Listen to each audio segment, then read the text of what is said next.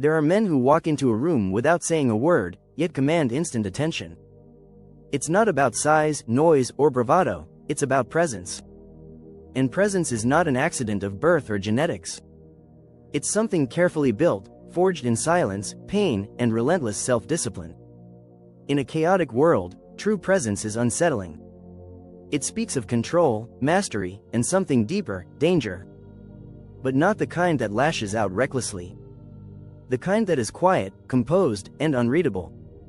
Here are 4 key behaviors that give rise to that aura of danger. 1. Ruthless emotional control. Most people, when provoked, react. They shout, defend their pride, or try to win the exchange. But a truly dangerous man does not react, he responds, if at all. More often, he simply observes.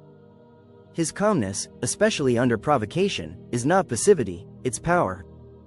As the Stoic philosopher Epictetus wisely said, anyone capable of angering you becomes your master.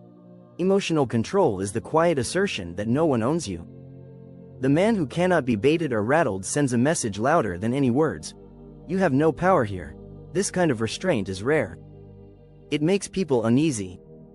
We are used to seeing emotional outbursts, rage, defensiveness, argument. So when a man refuses to play that game, when he remains still and detached, others don't know how to respond. That unpredictability creates a sense of fear. Not because he threatens harm, but because people fear what they cannot read or control. 2. Indifference to opinion. The second mark of a dangerous man is absolute detachment from others' opinions.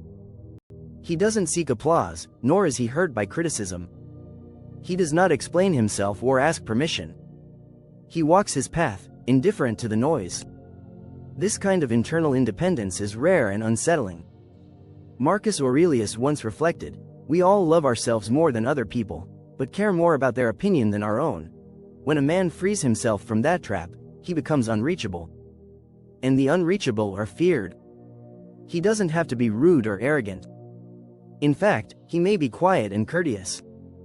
But when people sense that he is governed by reason, not ego, when they see that his silence is a choice, not a weakness, he commands a unique kind of respect. The kind that no amount of superficial posturing or bravado can buy. Such a man isn't feared because he intends to harm, but because others know that if he ever did, nothing would stand in his way.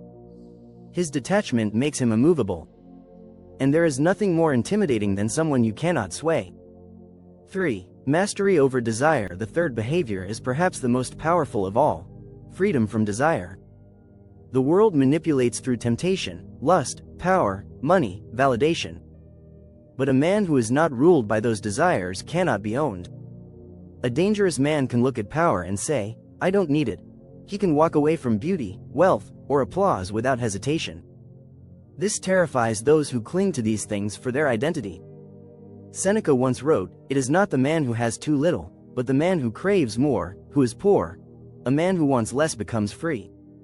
He can't be bribed or seduced. His silence, his contentment, his refusal to be baited, these are all signs that he cannot be leveraged. Self-denial isn't weakness. It's a declaration, you have no leverage over me. That stance is the essence of true danger, not physical threat, but mental and emotional sovereignty. When someone can't be tempted, bought, or broken, they exist outside the systems most people are bound to. And that makes them untouchable. 4. Stillness in chaos. The final and perhaps most visible sign of a dangerous man is his calm in the midst of chaos. He doesn't shout or panic when insulted. He doesn't lash out when provoked. He remains composed. Why? Because he understands what the world fears most, stillness. Stillness is power. Marcus Aurelius wrote, the nearer a man comes to a calm mind, the closer he is to strength. In a world addicted to noise and speed, the man who walks slowly, speaks rarely, and listens more than he talks becomes a force of nature. He doesn't need to prove anything. He chooses when to act and when to walk away. That choice is what gives him power, not violence, but discernment. The ability to pick his battles and maintain control, even when surrounded by chaos, sends a clear message, I am not like the rest. Others may scream and scramble, but he remains still, like the eye of a storm. His silence isn't absence, it's presence. It makes people uncomfortable because it reflects back their own instability. And in doing so, it reminds them that real strength is silent. Conclusion: these four behaviors, emotional control, indifference to opinion, mastery over desire, and stillness in chaos, form the core of a presence that is unmistakable and quietly dangerous. Not because it threatens harm, but because it reveals sovereignty. A man who has mastered himself cannot be mastered by others. This type of man doesn't seek to intimidate. He simply exists on a different plane, calm, composed, and unreadable. And in a world of impulsivity and chaos, that kind of quiet presence is not just rare. It's feared,